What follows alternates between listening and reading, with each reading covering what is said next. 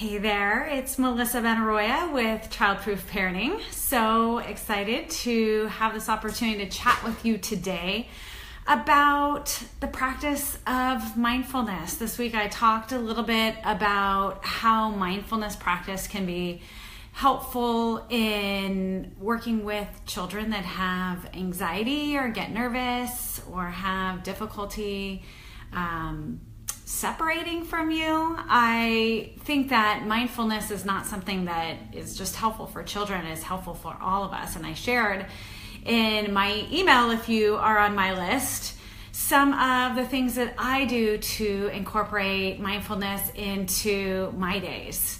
So I just wanted to spend a few minutes just talking about some of the benefits and how easy mindfulness can be to integrate to your daily lives. Because I know for me, when I was first introduced to it, and it's been around for a long time, it's nothing new, it's just gained a lot more popularity and is just more mainstream, the use of it. I know I felt it was like a little woo-woo and totally not like me because I'm a busy person, I'm on the go, and I rarely slow down. I'm just kind of go, like most parents, so I'm sure you're very much the same way. So the idea of sitting and meditating or listening to a meditation felt really uncomfortable to me. But I wanted to give it a chance, and I actually did a meditation mindfulness challenge, which was definitely a challenge for me. I actually had a coach to help me through it. And I noticed so many benefits. So I just wanted to share with you what some of the benefits are. There are so many, and I'm definitely not going to hit them all. But I think just noticing that we definitely have a lot more self-control. It's easier to stay calm or get calmer when we use mindfulness. Research has shown that it increases emotional intelligence and clarity of mind. It actually changes our brains.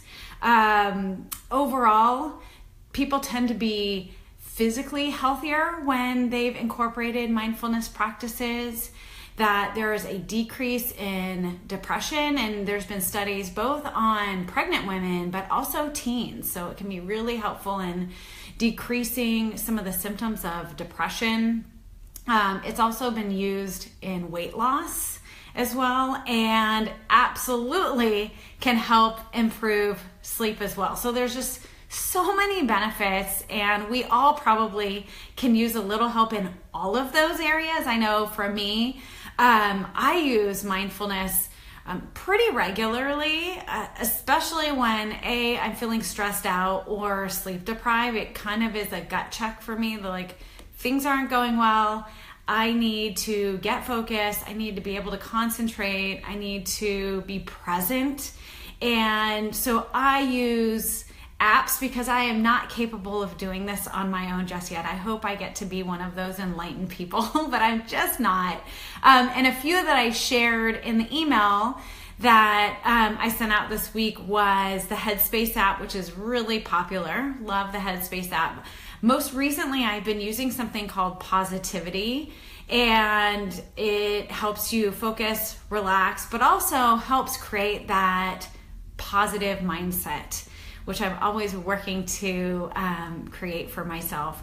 And I also use Mindfulness, which is specifically for children. So I use it with my kids. So it's great because not only do my kids reap the benefits, but so do I. And Mindfulness has specific meditations or audios that you listen to with your child that are focused on specific topics. So there's mindfulness practice for eating, for sleeping, for calming down, for travel. I mean, it runs the gamut. So it's really great because it focuses on the specific challenge that your child might be addressing. It's something that I actually like using with my kids in the morning before school because I think it helps them to be calmer, but also more focused and centered as they go into their school day as well. So those are a few of the things that I've been using, and there's just so many out there, and I'd love to hear what other people have used. I know I got a few responses. One of the Childproof Parenting parents shared that she also uses Headspace, loves it. She's been trading off. She has limited time. She's got 2 young kids, travels a lot, full-time working. So she trades off between exercise and using her mindfulness practice. And I love her transparency and being honest. Like, she can fit in one thing for herself. And last week we talked about self-care, so it was perfect that it's either using the mindfulness practice or exercising.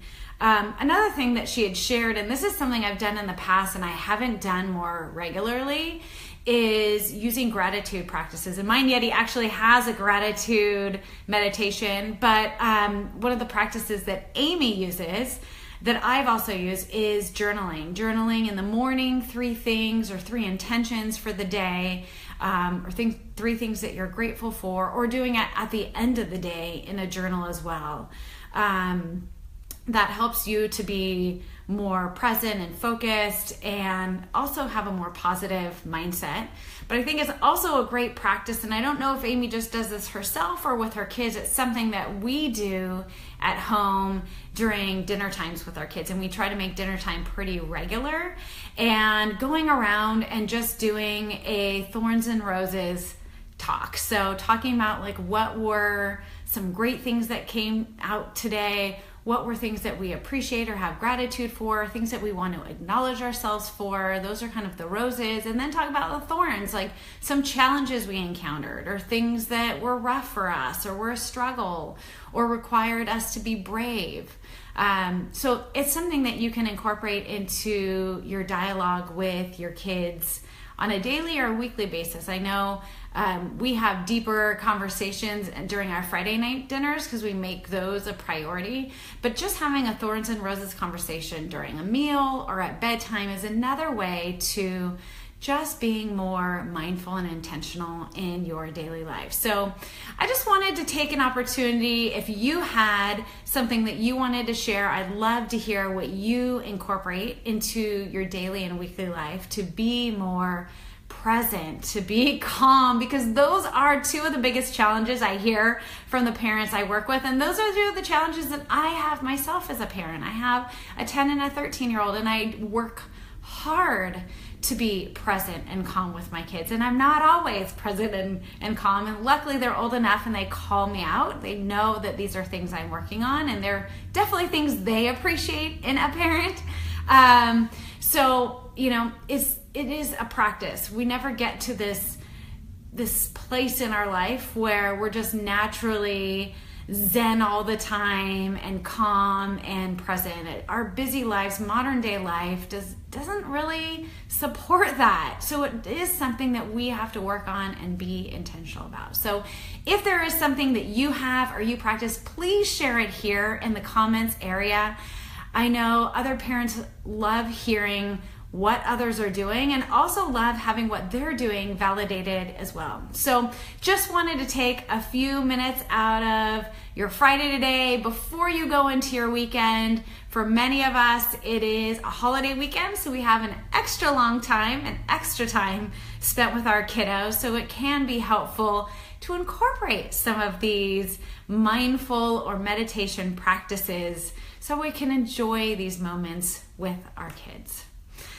All right, well, I don't see anybody jumping in just yet. I've had a few people coming in and out during our chat today. I haven't seen anybody post any questions or share anything just yet, but please don't be shy. Please jump in and share some of the things that you've tried or you're doing in your family or for yourself, because the things that you're doing can be something new, something different to another parent. So help another parent out. And by just sharing what you're doing, it actually will reinforce that you're going to continue to do some of those things. All right, everybody, I am going to sign off now for the weekend. Have a fabulous time with your family. Enjoy the sun. For most of us, it is spring and we're approaching summer. So I hope you get outdoors and have some time to play around and enjoy your kiddos. Take care, and I will see you next week. Bye.